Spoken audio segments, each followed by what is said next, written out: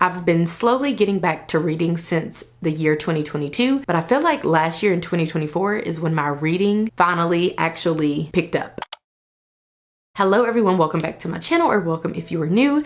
In today's video, I'm here to share 15 tips, tricks, whatever you want to call it, whatever you want to call them, that I have employed since last year, which have allowed me the ability to read more books throughout the year. I think in 2022, I ended up reading like 4 books, and then last year in 2024, I ended up reading like 40 books or something like that. So these have really been helpful for me. I do always need to preface this video by sharing that I have a lot of hobbies. I do a lot of things. I'm everywhere and anywhere. I'm a social butterfly, all of that, but I still thoroughly enjoy reading, and I have to kind of make space for it, because reading isn't something that's my go-to, like the first thing that I'm gonna do when I walk through the door of my house or whatever.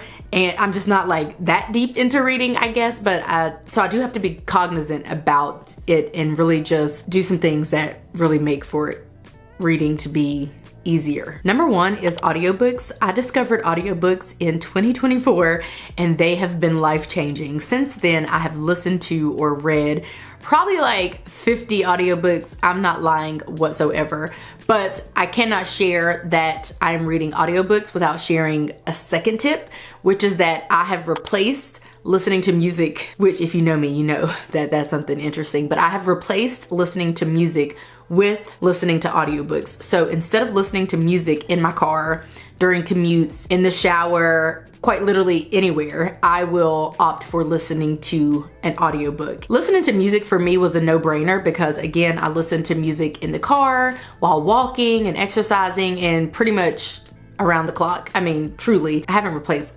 listening to music completely by any means. It's just that instead of just listening to music, which is what I would normally do to pass the time, I have been listening to audiobooks. And to me, that is a fair trade. Another way for me to read more or even faster is via ebooks. I can get free ebooks through the Libby app. I can get free ebooks from Kindle. Like a lot of times authors will have their books available for free to download. I have a Kindle Unlimited subscription and I can read ebooks that way. So it's not so much that I feel like having an ebook makes me read faster or want to read more by any means, but I do find it quite handy to just have an ebook at the ready at all times, just because I can read the ebook on any device, like any of my iPads or my cell phone. So that is helpful, but for the most part, I just always can access an ebook. So just always being able to access a book to read is what I feel like has allowed me to read more. Speaking of books, next up we have the Kindle assistive reader feature. I just recently discovered that, and that is where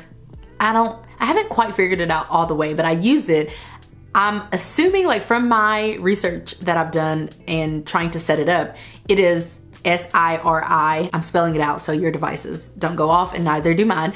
It's her that is reading the book, and you can change her voice. You can change it to a male voice. You can change it to, there's like so many different voices that you can select in your settings on your iPhone. I have Samantha Enhanced or Samantha Premium reading my books, and that is who is reading the books. However, I can also ask Alexa to read books like when I'm in the shower or whatever. So I think it's just a mixture of the two, like in general. For all intents and purposes, when you're in the Kindle app and you turn on assistive reader, that is SIRI who is supposed to be reading to you. Having that as an option has been phenomenal, and it has allowed me to read more and faster. But my reading it and her reading it really makes for a good experience, because it's like I don't have to try to remember what I read, because I just remember it because I'm reading it and she's reading it at the same time. I never go back and read something again because I don't have that problem when we're reading at the same time. So if I put the speed of her reading on 2 times, then I have no choice but to read at 2 times as well. So there's no variation in my reading. It's all like a consistent speed. Next up, we have switching between formats. This isn't quite immersion reading, although that's a thing. Immersion reading, I feel like per definition is more so what I described with the Kindle assistive reading feature. But I feel like some people do call this immersion reading, but basically is swapping between different formats of reading. So I might be reading the actual physical book when I'm at home, but then when I'm in the car, I might switch to the audiobook. And then when I get to the car dealership or whatever, if I have left the book at home the physical book, I might read on my Kindle. So basically just being able to access my same book and the same page for where I left off, no matter where I am. My next tip is to avoid rereading. You know how you might not be really focused, so you just keep rereading the same page over and over, or the same paragraph, the same sentence. I try to not let that get to me. So sometimes I do it, but I catch myself and I just keep it moving, because there's really no benefit to me trying to read the same page over and over, mainly because the books and the stories quite literally all come together as you keep on reading. So getting stuck on one paragraph or one page is pretty much pointless, because it's just one section, one little bitty section of the book. And I don't feel like it's warranted, because again, the book will come together as you keep reading it. So if you find yourself doing that more than 3 times, reading the same paragraph or sentence or page more than 3 times, just stop right there and just keep reading, because the story will come together. Another tip is to read preferred books. So if you know that you're not into fantasy, there's no point of trying to force yourself to read a fantasy book. Just go ahead and read the book of your choice. So the genre of your choice, rather, if that's romance or psychological thrillers or whatever the case is, just go ahead and commit to reading those books instead of trying to explore other genres that you know you probably aren't going to like. Of course, you can always try to explore a new genre maybe once, but just continuing to try to read a genre that you know you don't really like is pointless, and is going to aid in you reading slower or not reading as many books as you would like. Another similar tip is not being afraid of switching books. If you are trying to read a book and you're not able to get into it, you're a couple chapters in, it's not giving what it's supposed to give, then that means that there's no point of trying to struggle through it. Just go ahead and DNF it and pick up another book. Now, ironically, I have never DNF'd a book. That is because I have never read a book that I could not get into or get behind, and that has been on purpose. Another tip that I have is to try to read a set amount of pages daily or in one sitting. One thing that I do that my friend thinks is nuts is, before I sit down to read, I will see how much time I have available. I know my reading speed pretty much, and I will go ahead and take the bookmark, be it a physical one or a digital one if I'm reading a digital book or an ebook, and I will put the bookmark at the page where I would like to stop. So whenever I go outside in a few to start reading this book, I am going to attempt to make it to chapter 9. That's 38 pages, not too bad. I can probably do more than that, but I will try to sit and read through at least 38 pages before I get up to take a break or whatever the case is. So just putting some parameters on your reading, I feel like, is helpful. My friend thinks I'm crazy because she has never heard of such, but I'm like, I have to have a stopping point in mind when there are time restrictions. Like today, I technically have all day to do whatever I want. I don't have any major responsibilities for today. So I could start and finish this book, but that's asking a lot. So I'm going to try to read to like 38, and then I might kind of re-examine, might try for 100, whatever. I just like to try to give myself little mini goals to reach. That is a motivating factor for me, but I am a person who loves having goals and something to aspire to or reach. Another tip is to have some kind of reading tracker or a reading journal. I kind of have both.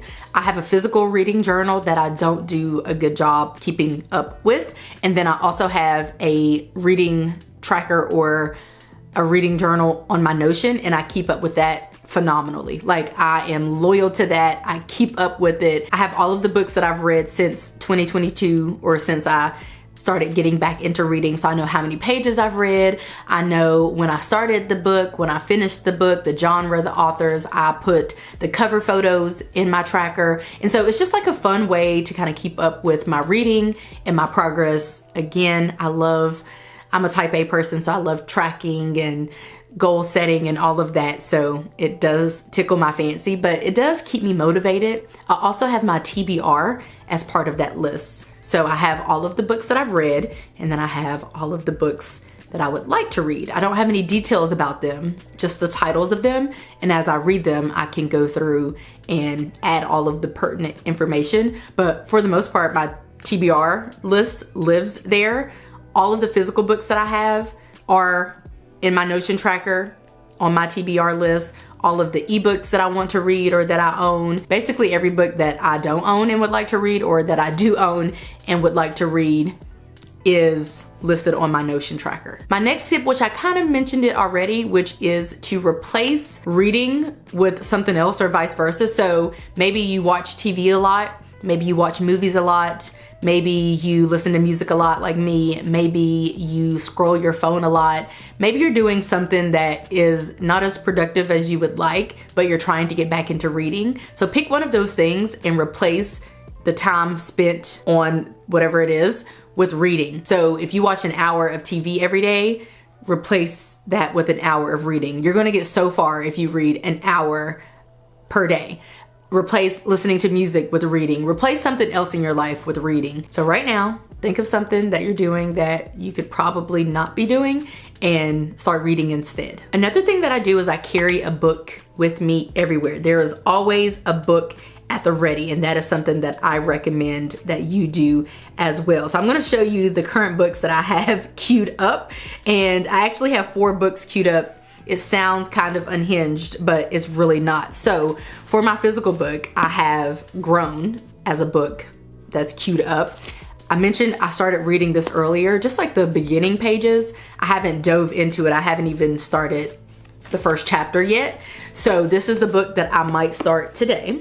I also have via Everand, the Strawberry Patch Pancake House. I have also not started to read this either. So this is a book that is queued up. And then on Kindle, I have a book that is queued up, and that is Abby Jimenez's Part of Your World, turning down the brightness. That is queued up for me to read. And then I also have Libby, which is free. You need to get your hands on it because you can borrow books from your local library for the free ski. And we love all things free. So I have a book in here queued up. I actually have 3. I have Icebreaker by Hannah Grace, which that's one of those books some people talk about being overhyped, but I want to read it anyway just so I can make my own informed decision. I have an audiobook queued up, Caitlyn Jenner's The Secrets of My Life, and Brene Brown's Daring Greatly. So I have all 3 of these queued up, and then I have another book queued up. So I have Amazon Music that I have been paying for years, okay? Years. And in November of 2024, they teamed up with Audible, which allows Amazon Music subscribers to be able to access 1 book for free, which I think is amazing. So queued up in Audible or Amazon Music, you can access Audible via Amazon Music, but queued up in there is Abby Jimenez's Part of Your World. So in the event that I want to switch between reading the ebook and reading or listening to the audiobook, I very well can. I can only do 1 book a month with Audible, but I know already the next book I'm going to select, and that is easily going to be Abby Jimenez's Say You'll Remember Me. To make a long story less long, I have access to books at all times. I don't have a Kindle, but I have an iPad mini, which is my preferred e-reader. And I know it's not technically an e-reader, but it's my e-reader. And so I take this with me everywhere. I always have this with me. I have my phone too. I'm probably not gonna have the physical book with me unless, like, sometimes I go have reading dates with my friend, or sometimes I may go somewhere to read, or my husband and I may go somewhere and read. We might do that today, actually. So sometimes I do that and I'll take a physical book, but for the most part, I'm not taking a physical book, and I'm carrying with me everywhere my iPad mini. My next tip is to join a book club. I actually am a part of 2 book clubs, technically. I am a part of my friend's virtual book club. We meet once monthly, and I am part of another friend's in-person book club. We meet once monthly. And then it's not technically a book club, but I'm a part of a crafter group because I'm a crafter, and we have like a spin-off book crafting group.